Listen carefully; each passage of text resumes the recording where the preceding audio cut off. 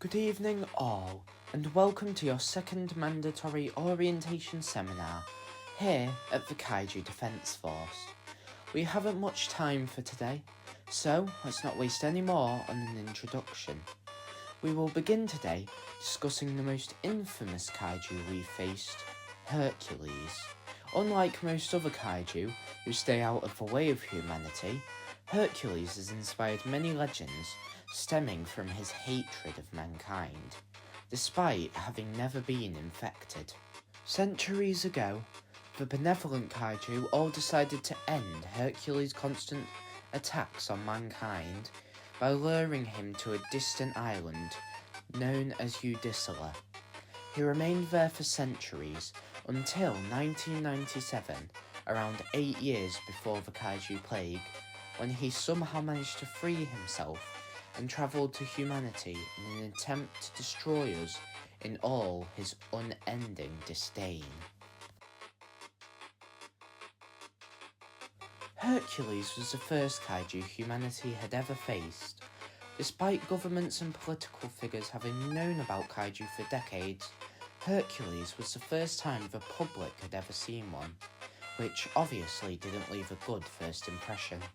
In fact, Hercules wasn't just the first kaiju we ever faced, but the very reason the Kaiju Defence Force was established in the first place.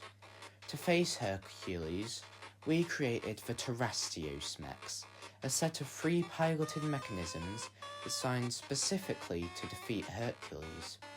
These eventually succeeded in killing Hercules around the year 2009 and were still in action up until recently, though we will discuss that situation in a later seminar.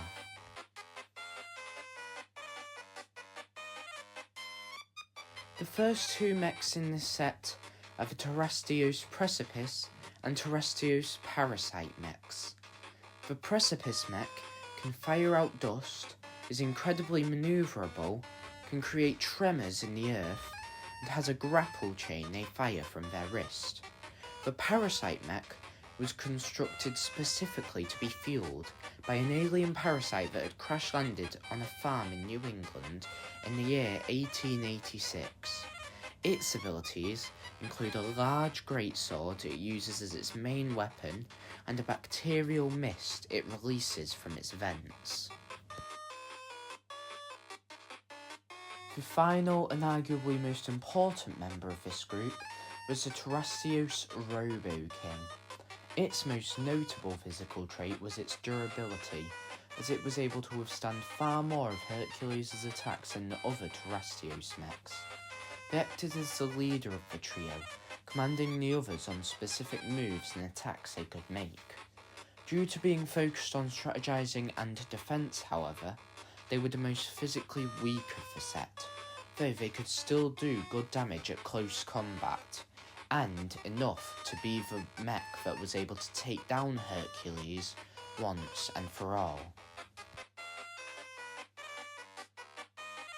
Now we will discuss an actual victim of the kaiju plague, specifically an animal that was mutated into being a kaiju. This kaiju, nicknamed the Warlord Penguin, mutated from an Emperor Penguin and came to appear similar to extinct species such as the plesiosaur, mosasaur and various others.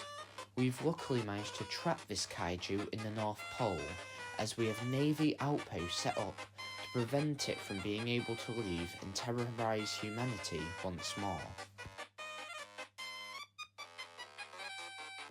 On to an infected natural kaiju next, with the rather childishly named Spygoat. This 6-legged insectoid kaiju appears similar to a spider crossed with a goat. They have a thick, defensive fur and the ability to create a spider silk-like substance with the same thickness as ropes and the same strength as metal. They also carry an incredibly deadly and acidic venom, though all of their fangs and spikes are too blunt to administer them. Some theorise that this kaiju has sensed themselves becoming infected, and rounded these spikes on purpose to lower how much damage they may deal.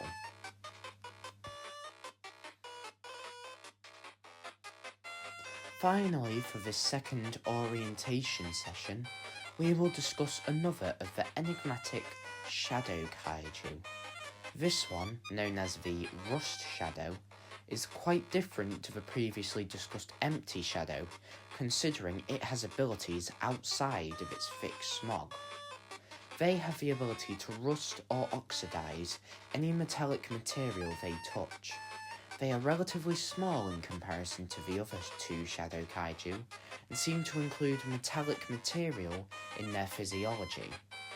Now that will be it for today's seminar. We have but 2 more before you become fully fledged operatives, though said sessions are incredibly important, so I hope to see you there.